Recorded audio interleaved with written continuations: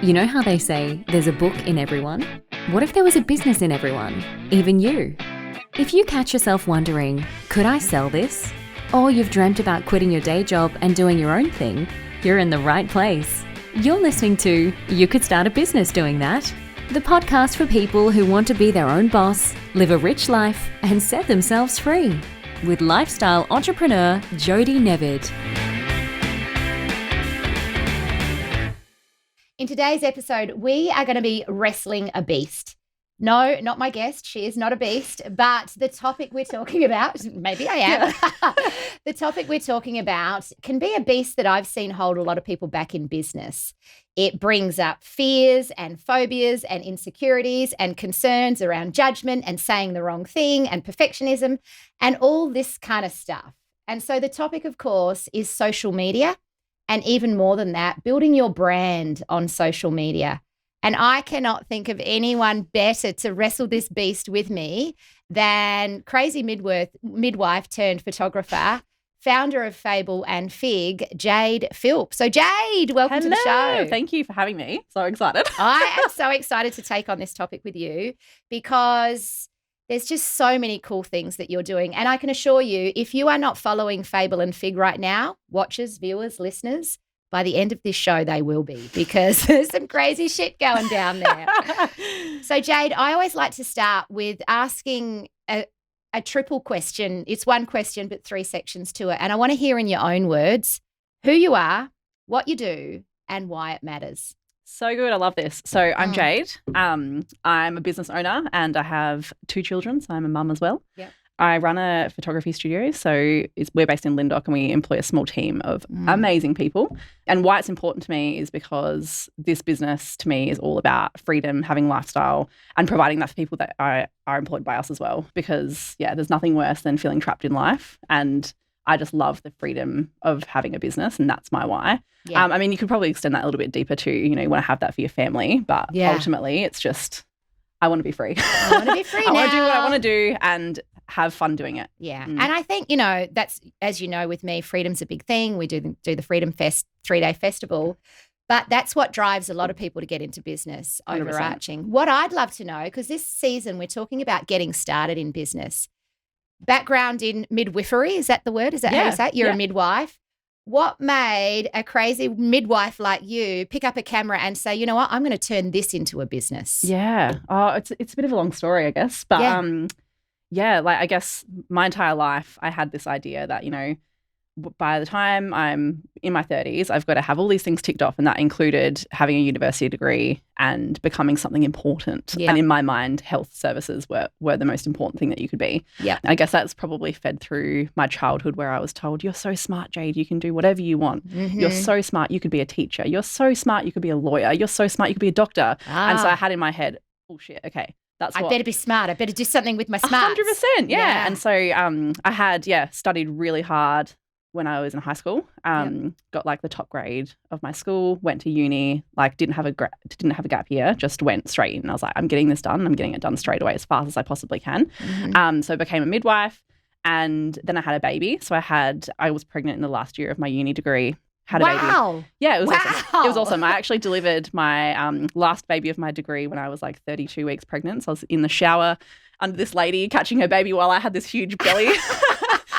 Cool. Yeah, it was awesome. But I finished that and then I had a year off, which was lovely. So that's when the photography passion started because I couldn't sit still. I finished up at work or doing the degree, had a baby, and then 6 months afterwards I was like, this is fucking boring. Yeah. And yes, you can say fuck on this show. Yeah. Oh yeah, shit. Oh fuck shit. Well, there's no fucking language warning, guys. Yeah. But so 6 months in, I was like, this is really boring. I can't sit at home and just do this thing. Yeah. So I was like, what can I do? So I picked up a camera, went and did a little course, and I was like, I'll learn how to take photos and just do that on the side. So for 6 months, I kind of was practicing, and then I went back to work a year later after I'd finished my degree, and it was the worst year of my life. I was really so depressed. What made it I just bad? I guess there's a range of things. I hated being away from my child. I was working full time, so it was just too much. Yeah. And then I guess it was reality set in when you're at uni, the notion of midwifery is like, oh, it's this magical experience. Like you're going to change the world. Like you're amazing.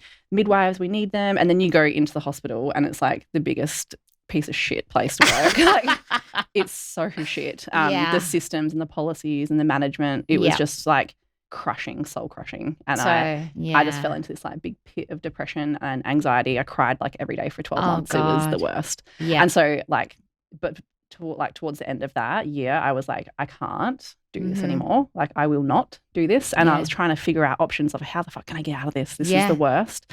I hate this. And I felt trapped as well. Like, you know, you have a roster and you're stuck with it. So if you don't want to work Christmas Day or too tough shit, you have to. Yeah. You chose to be a midwife. You're a shift worker. Whatever. So welcome to your new sentence. I just got kicked in kicked in the tit. I was like, fuck, what is this? This is so shit. And this is not the nirvana I was thinking it would be. Yeah. So I was looking for options out. I was like, look, I could do all these things in midwifery, like become a lactation consultant or be an independent midwife. But to do those things in midwifery, you have to have a lot of experience, and I just wasn't willing to work in the hospital anymore. I was like, I'm done. Like this is horrible. Yeah. So I was pregnant in that year. Second child. Yeah, second baby. So I was like, fuck, right, maternity leave. This is my chance to get out and do something. I was like, well, I'm pretty good at taking photos. Yeah. Let's just do that. So brilliant. That was the pathway. Hobby turned career. Yeah. And I kind of just said to my husband, look, hate this. And he's like, do you know what? Go for it. Just do what makes you happy. And I was like, all right, I will. And then I literally just decided, okay, I'm just gonna do this photography business on the side, and it can be, you know, as long as it can replace like the income of like 1 or 2 midwife shifts, I'll be happy. Like that's all I need. Brilliant. But then I started doing business coaching, and I guess they say like, you know, surround yourself with people that you want to be like. So I was hanging out a lot with other photographers who had like, in my eyes, made it in the industry. Yeah. And then just took off. Yeah, love it. And so how long have you been in business for now, Jade? Oh, God, I probably should keep better track on this. Yeah. But, well, I guess I started the business technically when my daughter was 6 months old, or maybe like 8 months old, like 3 months after I picked up. Yeah, they can keep track. The age of your children. So she's about 5 years old. Okay, so 4.5 years. Yeah, I would say, the business is 5, she's 6. Oh, okay, so, cool. Yep. I would say though, Fable and Fig, that brand has only been around for about 8 months. And really? Yeah. What? So we only rebranded last year. Yeah, you blow my mind. Yeah. And so, but I was operating under Jade Philps, Barossa photographer from around 2018. So that's kind of when shit got real, and I was like, right, we're doing this. Yeah. But yeah, Fable and Fig was only a rebrand as of last year. So that is so cool. And so let's talk about Fable and Fig, because you started being very well renowned for beautiful photos of families, and a lot of your photos have this really gorgeous sort of Barossa theme in this. There's a very similar colour palette to all of your photos, which makes it look great on social. But what I love is the underbelly of what's really going on behind the scenes at Fable and Fig, because I think you've become even more famous, or certainly in the Women in Business networks, for your reels and your Instagram following in general and the fun that you girls are having. Yeah, so 100%. Was that always part of the plan, or how did that evolve? Not at all. I actually hated Instagram when I started this business. Really? Didn't use it at all. In about 2018, I think I started an account. I can't remember when we actually started the Instagram page under the old brand, but I just found it wasn't working. Like everything that we did on Instagram back then, nothing was working. Facebook was more of the place to be, like where we'd get a lot of our inquiries and our business through. So we'd focused really heavily on Facebook probably until, I don't know, really timeline-wise, probably the end of 2019. Yep. And I guess the start of 2020 is when we really started using Instagram properly. Yeah. And that was still with the old brand back in 2020. Yeah. And just suddenly it just like flipped. So Facebook started to become less effective, and there was just suddenly this big influx of people on Instagram. So we were like, sweet, we'll just leverage that. And at this point, it was me alone. So 2020, we were kind of just dabbling in it, just posting, a couple of photos here and there. Yep. And it was really only when we rebranded that I really sat down and was like, what is this business about? What am I about? What do I want this to look like? Yep. And since then, we've gone from I think we had maybe 1,600 followers in the November, and now we're at 8.5. I know, it's amazing. And so we started working together. So Jade's the photographer that we use to help us build our socials. But we started working together in January, and you were about 2.5. Yeah. And you were already starting to get a lot of traction, and you were doing some stuff, particularly your reels and the competitions, which we'll talk about, that were really working. But in 6 months, it's exploded. It is literally, and you girls are like the queens of what you're doing in your space. Thank I you. reckon. We love it. Yeah. So I want to talk about courage, because a lot of people are afraid about offending people or saying the wrong thing. And what I love about going to your profile, you know, the little icons, there's some boobs, there's a penis, there's a vagina. Love it. And it's like your icons, you know, do business with us is the little poke me. Let's get into business. So where did that idea come from, and what gave you the courage to use the rude bits? So the extremeness, we only just did this in the last month. Yeah. And that comes from, so we're since doing Reels, we've been getting lots of followers. So Reels is like the place to be right now in terms of getting a following. And because we were exploding so much, what we're finding is like you go through your insights for the month and you see how many people are following you, how many people are unfollowing you. Yeah. We have hundreds of people unfollow us a month. Yeah. And I think it's because what was happening is when they would go through our Reels before, we had those like extreme highlights, they'd like go, oh, cool, we're going to follow them. Yeah. Or they'll go into our profile and be like, oh, yeah, they look all right. They'll follow us. But then I think they were unfollowing us because then they realized, oh, Jesus, these guys are like, they're like fucking weird. Yeah. There's crazy shit going on. So we were like, you know what? Let's just make it so fucking weird that when you come onto our page, you already know like almost the most extreme thing about us just by looking at the page. So now, because we've got pictures of dicks and tits and vaginas and little sex symbols, I feel like now people, if they are into that or they're offended by that, they just don't even follow along. Love it. What a clever strategy. Yeah. So it's working. And so this is interesting because a lot of people were unfollowing you, and that made you go even further in rather than, we're starting to offend and lose followers, we better ease off. I love that we lose followers because it means that everyone's like, oh, no, we're losing people. But it's great because it means that these people that are unfollowing you, they weren't going to engage with your content anyways. Yep. And they're just followers that are sitting there stagnant that are actually affecting your engagement. So the more that you have of those people, the shitter your engagement's going to be. So I'm like, whatever. Bye, Felicia. Yeah. Goodbye. Yeah. It's good. So we definitely lean more into doing what we want and being outrageous because it just means that we're attracting the people who want to be around us. Yeah. And I was chatting with Alicia, our operations manager, and because we had a team meeting and I brought your social media up as an example and going like, this is where we're heading, folks. This is the future without the vaginas and penises. Because I was it's not for everyone. Okay, so the tits and dicks are not on brand for the 7 Effect, but what I love is the courage to do it. And Alicia was like, oh, my God, I didn't even know she did that.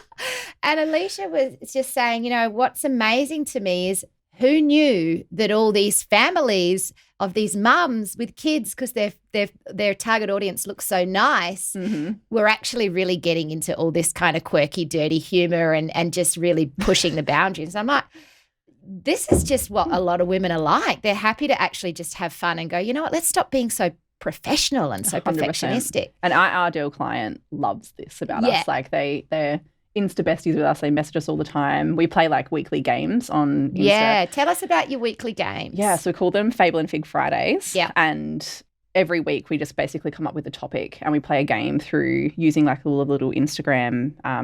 The poll? Is it the poll? Yeah, the like questions? poll yes questions. Or no? Yeah. So basically we come up with a theme Yeah. and run through a series of like 20 to 50 questions for people to go through and play this game. And it can sometimes be really philosophical and be, what's the meaning of life and that kind of thing. And then other weeks it can be, what would you rather, like lick your granddad's ballsack or suck your nana's tits or something? And like just like the range of things, people love it. Like it's so fun. And if people don't want to play it, they just scroll on. They know by now that what it is. And we give people, at the start, like content warning. Yeah. For prudes. This game's maybe dirty. you don't want to play today. And then, content warning this week it's going to be about, life and Yeah. deep and meaningful things. So if you're not interested, just scroll along. But I love it. so we play that, and we just have form the best relationships with people. Get people messaging us all the time. We've actually made friends through the platform. So it's the best. And is that an idea that you came up with, or did you see someone doing a similar thing and just sort of model it, or is that just you've gone, okay, polls work, let's push it as far as we can? We came up with the idea of just because I said to the girls, I just want to and before even the girls started, I'd wanted to do this for 18 months before, but I just didn't have the time. Yeah. So I said to the girls, I want this weekly thing where we can just get as much engagement as possible, and I want to do it on a Friday night. Yeah. So it's Friday night knockoff drinks. Yeah. Love it. And so, we just, and then I guess it started off kind of mild, and then as time's gone on, it's got more extreme. Your stuff, I like the last 6 months watching you, it was really weird at the start because it's a lot of you and your Udi just to being doing crazy dinosaur faces, and it's what the fuck is she doing? I know, I love it. But it's like you can't not watch, and there's just these funny little messages, and then it's almost like you've started to find a voice and you've found what people are following, and there's some really big powerful messages, I think, that are being born out of it. Yeah, definitely. Can we talk a little bit about some of those? Because you had a post that actually went viral and got you 2,500 extra followers in a short space of time. But the message underneath is something that you're really passionate about as a business. So tell us about that. So we've got a couple of employees. So Megan and Hannah are our girls. Megan's a photographer, Hannah's our studio manager, and we also employ a guy called Ollie. He did work experience with us a few years ago, and he's just awesome. So he just comes along every now and then and helps us out. Cool. But Megan and Hannah are the full timers. So when we kind of got together, we were thinking about what we're really passionate about, what we can be sharing a bit more of on socials. And one big theme for all of us actually was just this this pressure to get everything done before you're 30. We all have our own stories. You can all relate to that. 100%, yeah. So I said, let's make a reel each about our stories. Yeah. So I did one first, and I talked about how, in my life I was quite rushed to get to the end type thing. And then Megan did one about how, similar thing for her, she had this pressure on herself to get everything done before she was 30. Yeah. She did it, but she was just crippled with anxiety and depression. Yeah. And so the post was talking about that, and it just fucking blew up, 4.5 million views on it. Amazing. And what's interesting is because a reel is less than 60 seconds or 60 seconds or less. And how incredibly clever is it to get a message like that across in 60 seconds that means so much and that so many people around the world can relate to? That's a very clever thing. And so many people did relate to that reel. I think it's just because it's a very relatable thing. Everybody lives in society. We all know what it feels like to have those feelings of wanting to rush through life and get things done so that you can be successful. So we're really going to be pushing that a lot more because we're just such big advocates for the fact that that's not the case. And release the pressure. And what I love is that you're living that out through having fun on social media. Yes, exactly. Is there a time, or was there a time when you ever had fear about offending people or putting content out there? 100%. You did? Tell us about that. What was that like? So when I was with my old brand, the Jade Philps photographer, when I first created that brand, I did it again. I did it on the expectations of society and what I thought was a professional photography business and what it should look like. Yeah. And so I started this brand, and it was beautiful. It was black and white, luxe, high end. Restrained though. Really, really professional. Everything was just to the T. The products were, top quality. The prices were a lot higher than what we charge now. I just had this idea that photography should be luxe and professional, and so I stuck with that for ages until we rebranded pretty well. You'd never guessed that you came from that place. Yeah, and even our emails were very, very professional, whereas now they're hey, what are you doing? So everything was kind of by the what I thought was the book, and then I sat down and rebranded to Fable and Fig and thought, this isn't me. I don't know why I'm acting like this. And it's not what I want the brand to be about. I'm not attracting the clients that I want to be attracting. And then I felt like I was always having, and I still have that professional front. I have to. Totally. I go to a commercial job where I'm working for a bunch of accountants. I can't come out dicks blazing. I have to be professional in some settings. But I just the whole brand of Fable and Fig on Instagram and on social media as well is allowed to be like that, and people know that we have to kind of that we can be professional, but we're also a bunch of dickheads. And I think the quality is the professionalism. It's like, you know what, we deliver incredibly high quality and we know that photos. we can. And I see when people get to that true space of mastery, the fear starts to disappear, and you just go, you know what, I back myself. I know I can do it. 100%. Which means I've got permission to just be me. Yeah. Which is very cool. Yeah, and that's what it is. And I think that it just took me a little while to figure that out because, starting that first initial brand where I was a bit afraid to be myself. But, then once you kind of, you know that it works and you know that you're good at what you do, but you want to build something that is more authentic. I think that's when things start to take off for everybody, when you start being in that place of being more authentic all the time. I've heard that, and I think, and I felt that as well. Like, we took off very quickly with the 7 Effect, and the number one thing we hear in our business is, I just love how real you are, Jody. Yes, yeah. You're so unpolished and you're so transparent and you're so unperfect. And I've never been a perfectionist, and so have you come from a space of perfectionism and feeling the anxiety? 100%. Yeah. I feel like I'm very much a people pleaser perfectionist, but I'm learning to let go of that because it's not important. And that's just very much from, your childhood, I guess, where everyone kind of sets that expectation of, oh, you're really smart, you can do this, or you're really good at this. But in reality, you think, oh, okay, well, I'm smart, so I must be smart. Like, I have to be good at everything. I have to please everybody. It's interesting, isn't it, how we can tell our kids things that is great, positive things, to how nice to be told you're smart. But the pressure a child can put on themselves through that constant messaging is, oh, now I've got to live up to being the smart girl 100%. And achieve all those things. And I think since having kids, that's almost been like the trigger for me. It's like when I threw the bomb in my life was, holy fuck, like I've got kids now and I don't want them to like feel like this. So I'm not going to be doing those things that I don't want them to do what I did when I was a kid and feel that pressure and that like societal pull to do shit that everyone tells you should. How do the kids feel about mum being crazy on Instagram with their Oodie and that? Yeah. They love it. They've got their own Oodies. They get into it with me. I've seen your kids in some of your stuff, and my favourite one still is the finger in the dog's bottom. So good, yes. If you haven't seen that, you have to go and have a look. Have to go find that. Jade, you get lots of positive, like people love you in our community, in the business community, for your reels and for your social media. Like, I've only ever heard good things. But have you ever been trolled, or have you ever had people say, oh, you're so offensive? And a couple times, handful. But not much. I feel like a lot of people just unfollow because I feel like when you're that true to yourself that you unapologetically just do whatever the fuck you want.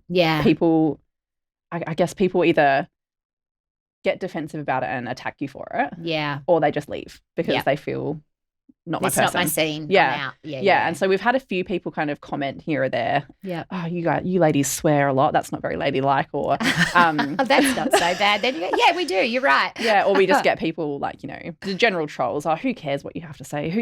I love it. I love when people comment like that because it just makes me. We always respond to them with kindness. And beautiful. Just and have a bit of a laugh out of it. Feel a bit sorry for them as well, if people are actively going out of their way to, I don't know, make negative comments on what we're saying. It's nothing to do with us. It's everything to do with them. And that's a really important thing to know. For those of you listening or watching, it's nothing to do with you. It's actually more of a reflection of the individual. And how sad for someone to feel like that's their validation in life, to go out and troll other people. It's horrible. It's heartbreaking, actually. It really is.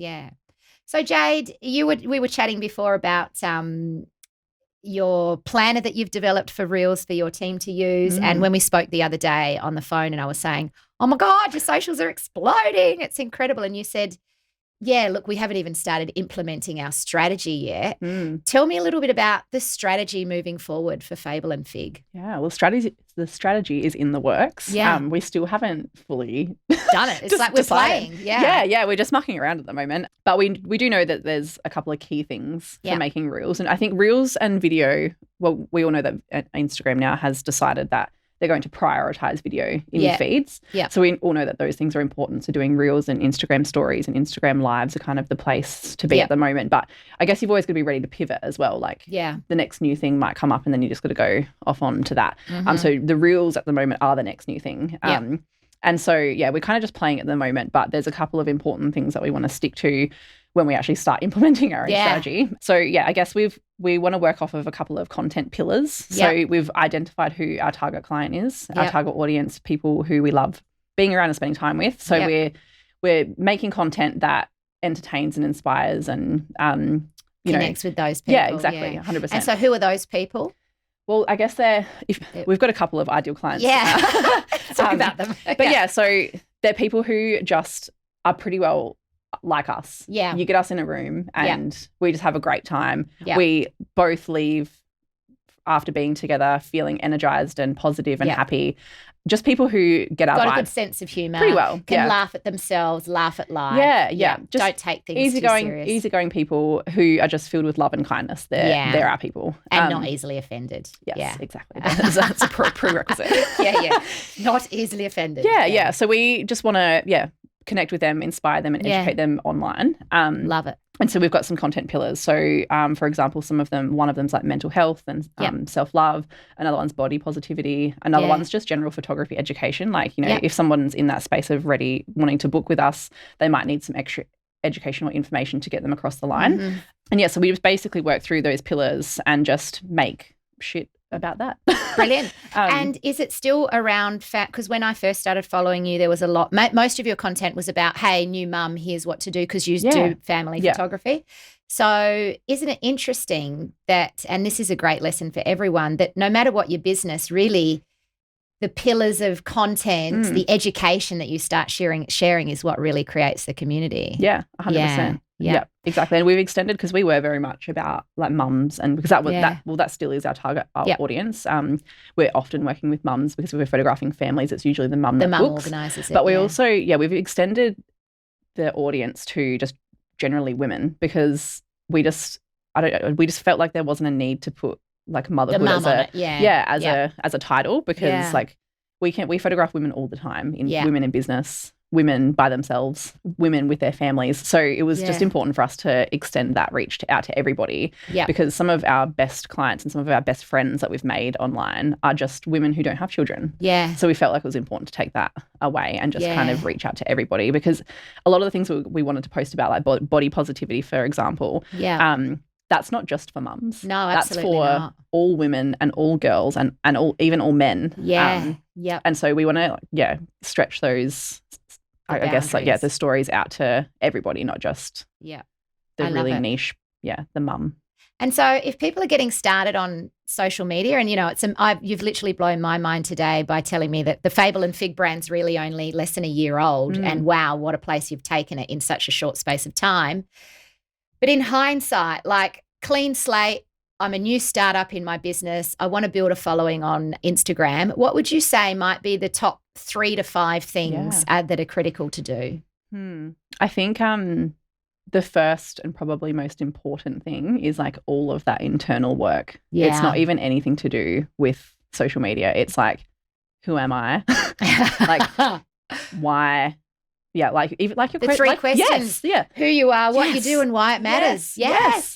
That exactly. Nail those 3 questions. Nail those 3 questions, but be really honest with yourself. And like I think people, I don't know the key to this yet, but dig down and actually find out the real truth of those things, not what you think they should be, and what you think other people want it to be. Yes, that's. I mean, I don't know the key to doing that. Yeah, but if you can, that's like the number one most important thing to even before you start, because it means that then you're going to come from a place of authenticity from the very start, rather than do kind of what we did and start like and then rebrand and have to do it all again. Yeah, I guess like come from that space of who you are, what you do, and why it's important, and the why is really important. Yeah.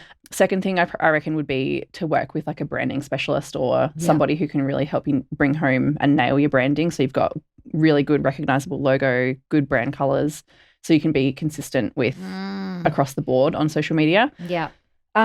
It's bloody hard when you don't have that as well, because you go, oh, why does everything look so ugly all the time? Yeah. But as soon as and we've struggled with that for 2 years because we've been rebranding for 2 years now. It's very depressing.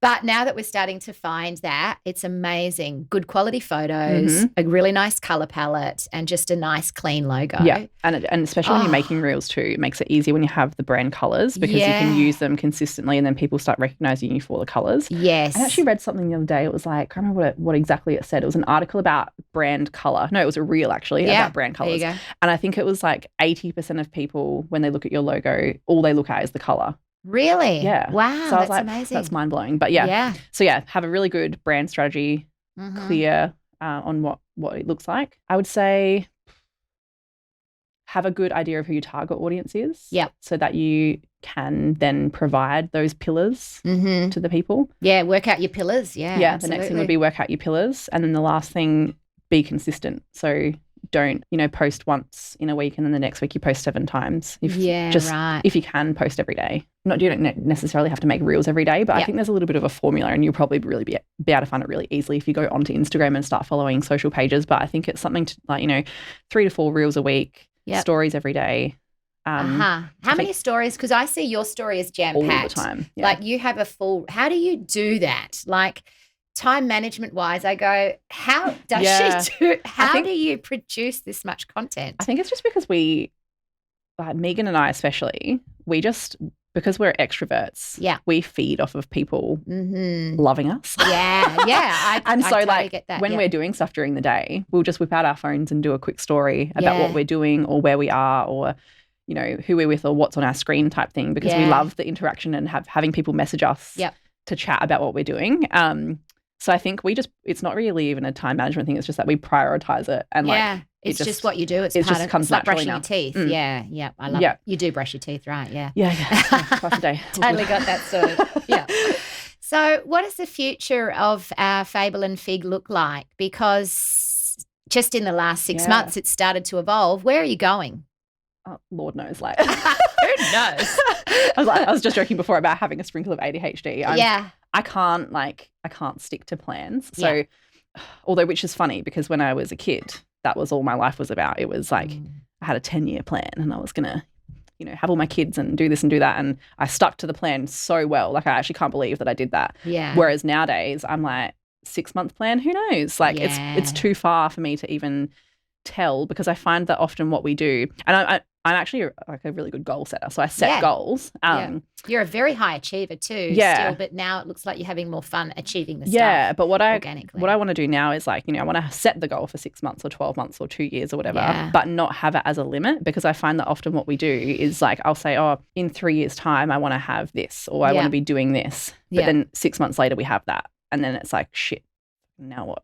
Yeah. So I don't like to, I guess we've got a general direction, and it's just to kind of grow the business and keep having fun. And my main priority in life is to give myself and my staff that freedom to just do whatever we want. Love it. And especially for the girls that work for me, I want them to be able to have a lifestyle where they're earning an income and they're working for somebody else, but they feel free. They're still the manager of their own life. They can do whatever they want around work. So that makes me super excited. And I guess grow the business, see where it takes us. Yeah, I love it. I love it. And you've got the exact same vision for me. I want my team to feel like they have the freedom to be working for themselves, but they don't have to go through the hassle of trying to build their own business and do something on their own. Yeah. So it's very much like building that culture of entrepreneurship 100% within. I love it. And freedom-based. Yeah. Yeah. Yeah. So good. So Jade, you are a freaking queen in my mind in terms of social media, and it's been such a great thing having you on the show. I always like to finish with 7 rapid fire questions. They're surprises. I'm shitting my pants for these. The rules are first thing that comes to mind, even if it is totally unrelatable. Don't overthink it, just have fun. All right. Are you ready? Oh, no, but okay. Let's do this. They're not that scary. What's your favourite movie of all time? I don't watch movies. I don't have an attention span for them. Okay, nice. What did you want to be when you grew up? A doctor. Really? Mm. What's a book you always recommend to people and why? God, I also don't have attention spans for books either. No, look, I don't know. No books? No Nah. books coming to mind? No books coming to mind. What skills do you think we need to get better at teaching kids these days? Just following things that they enjoy doing rather than focusing on what's next. Pursuing their passions. Yeah. Yeah, so important. What are you learning right now? Oh, that's deep. Yeah, let's go there.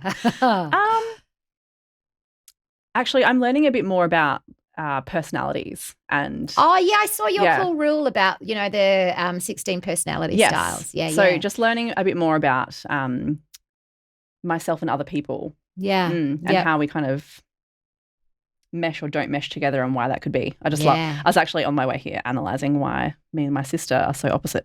Yeah, right. And it's because we have opposite personality types. And is it looking at that Myers-Briggs type indicator, the 16 personalities? Yeah. You and I are the same one, by the way. I know, how good is that? Like, I knew it. I knew we would be. I've done that before, but I did it as part of your competition. Yeah. Which reminds me, after our 7 questions, we have to talk about the final thing, competition. Yes, Yes, it's so important for our listeners. What's the best thing about being in business? Freedom. Me too. Lifestyle. If I gave you $100 million to start a business, any business you wanted, what would that business be? 100 million. 100 million. It's a lot of money. What would you do? I don't know. That's a very big question.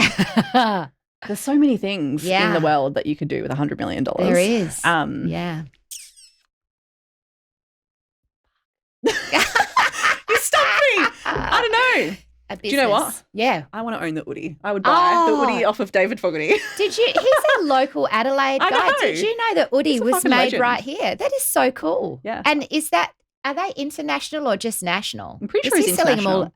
This is like incredible. I couldn't believe it. He blows my mind. Yeah. Have you met him? No. I would love to meet him. So Alicia, our operations manager, went to the same school as him, and they're in the what do you call it when someone graduates from school and there's an alumni, the old scholars thing. Oh, yeah. Yeah, she's in that committee with him. So maybe one day He's so cool. we'll get him involved in Freedom Fest or something. Yes. Who knows? We're looking for you, buddy. So let's wrap up with the competitions thing. You're running a competition at the moment, I think. Is she one of your clients? And a competition has been an epic thing you've done before in business. Tell us about it. Yeah. So we do competitions all the time because we fucking love them. Yeah. So part of our business, a huge part of our business is collaborating with other brands. Yeah. And so Elephant Art Events, who we're doing a competition with at the moment, and by the time this podcast goes live, it will be done with. Yes, but you can't enter anymore. So. I've entered about 10 times. I'm hoping to win it. It's so good. So we actually just found Caroline from Elephant Arts on Instagram. Yeah. And so she just started commenting on our things, and we were messaging each other, and I clicked with her instantly. I just felt like we were best friends. Wow. And so one day she just invited us to come to a paint event of hers, and we were like, fuck yeah, we can, because we had the night off. It was like, it never happens. The universe just wanted us to align. Yeah. And so we went to this event. She was the coolest person. And funnily enough, she's the same personality type as us too. Oh, I tell you what, the campaigners There's something about the campaigners. And so, we just gelled instantly, and we were like, let's do something together. Let's do this like awesome competition. And so we pulled in our things together and decided to run this on Instagram. And I find Instagram's a really good place to do competitions if you've got a good strategy, I guess. Yeah. So you have to have a good lead up, have a good offer, have a good way to capture leads, and then have a good way to present the final thing. So we're halfway through. We're probably going to announce it this weekend. The winner.